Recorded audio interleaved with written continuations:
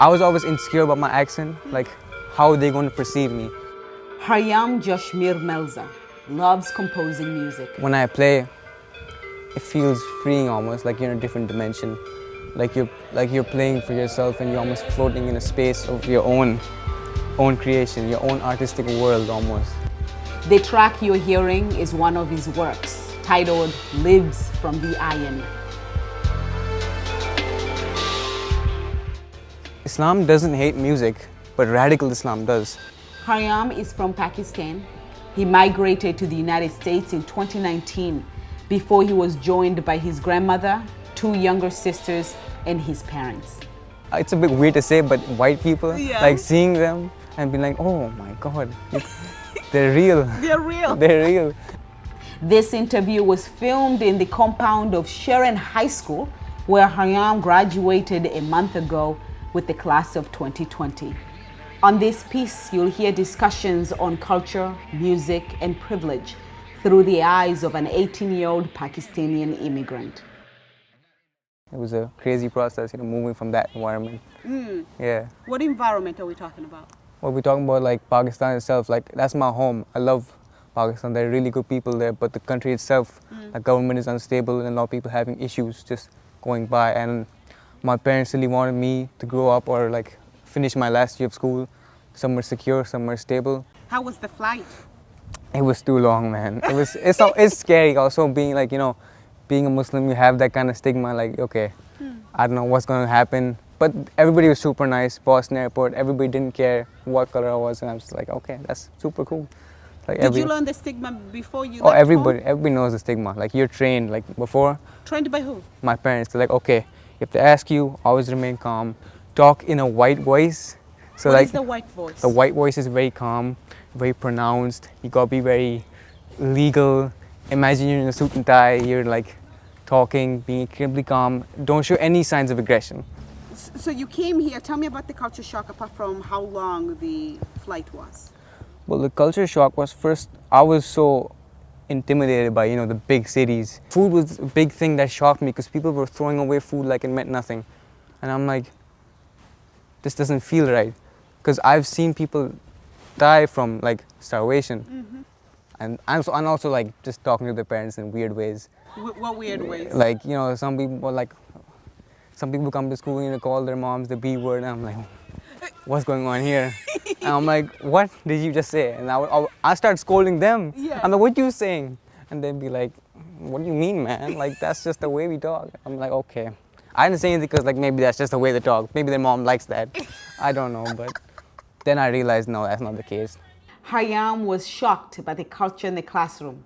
The two-way communication between a teacher and a student was not what he was used to. They wanted to sit and have a conversation, and they asked about my opinion, sorry. Yeah. And I was like, that was a big culture shock. that was a big shock because my history teacher was asking, what do you think of America? And I'm like, what do you think of America? I had asked this question myself, and I'm like, I think it's great, but there are like some flaws, and like, of course, there are flaws in every country, but like, he's like, good, that you should be thinking for yourself. Because in Pakistan, a lot of people will follow someone just because how they look or where they're from or which ethnicity they're from. And that really crippled our country. Khayyam is a product of a love story joining India and Pakistan. He comes from a Muslim family, but this is how he was brought up to understand religion. My dad always encouraged me to find out Islam for yourself. Because many people, just like their parents, throw them into like a religion, follow this day one without question. He told me, Khayyam, I want you to find it out for yourself. Research it yourself, if it's good for you, what you think of it, and what it means. Because Islam, the way people perceive it in the West and the way we even treat it back home, we're not doing it justice. Because many people will claim to be Muslim while going back on their own values of being a Muslim. If you're a Muslim, you cannot commit atrocities. That's the basic thing. But they commit atrocities for being Muslim. Yeah. And that's not okay with me because I always saw Islam as a peaceful religion, which was enlightened, like the last religion. But after like seeing this, I said, like, let's take a step back. Let's not participate in any religious practices. I just want to see what it is and research for myself and research all religions.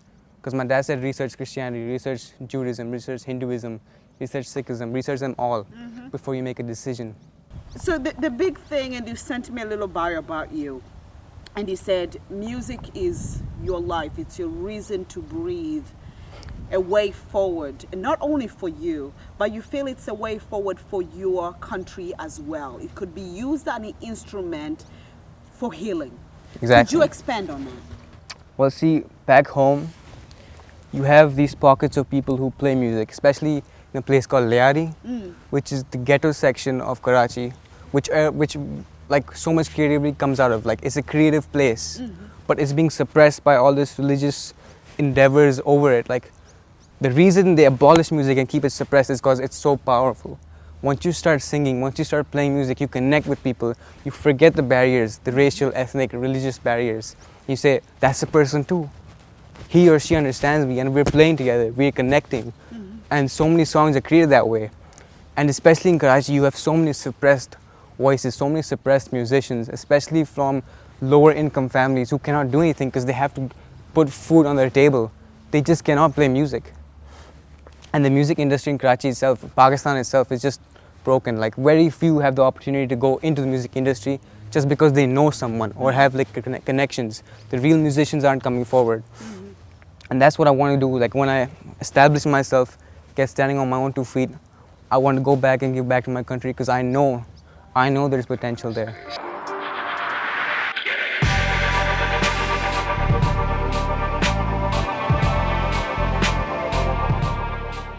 What kind of music Well, inspires you? a lot of different music inspires me. So I'll go from hip hop to funk, to like traditional Qawwali music, to Sufi music, to like just jazz, and there's so many things. Especially when you look at different music, like music styles and genres and how they've come about, especially with like jazz coming from pain of the African American slaves in this country itself, and like Sufi and Qawwalism coming from India. Just like seeing the combination of them, there's so many connections between the both because we're both humans at the end of the day. Like, the genres are both human genres. And you just see those connections of pain and suffering and, you know, happiness, and it just makes them like, I love this. I just love the connections of it. And especially when I play drums, I feel free, almost like a gorilla. Like, this is a bit weird, but like, I feel like a gorilla just banging on like drums, just like smacking out and just like enjoying myself, and creating music that represents what I'm feeling. If I'm feeling like in a swag mood, I'll play some jazz with some nice, softer, cooler, funky beats. If I'm feeling angry and rage, I'll go with a rocky tone and go with like a heavy metal inspired type of beat.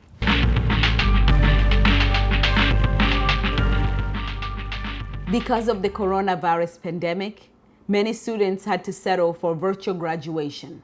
Sharon High School did theirs in style by having students do a drive-by and receive their diplomas as if they were at a drive-through.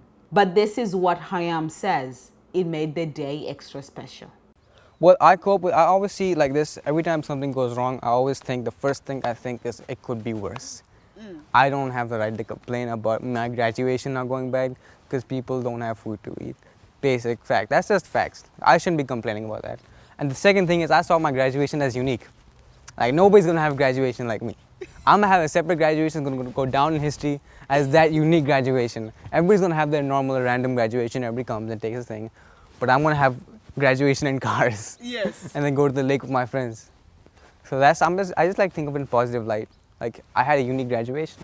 What do you say? What do you say to somebody listening to this? I mean, there are so many questions. I mean, you have such an interesting life.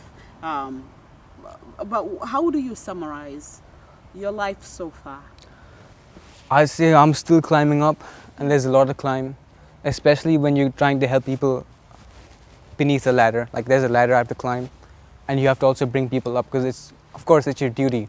As a human being, I think a lot of people forget that as a human being, you never make it on yourself. You never make it by yourself. There's always people who helped you get where you are, and never forget them. That's my goal. Music, and to use that music to give back to the communities that have given so much to me. Black communities have given a lot to me. Brown communities have given a lot to me. Even white communities have given a lot to me.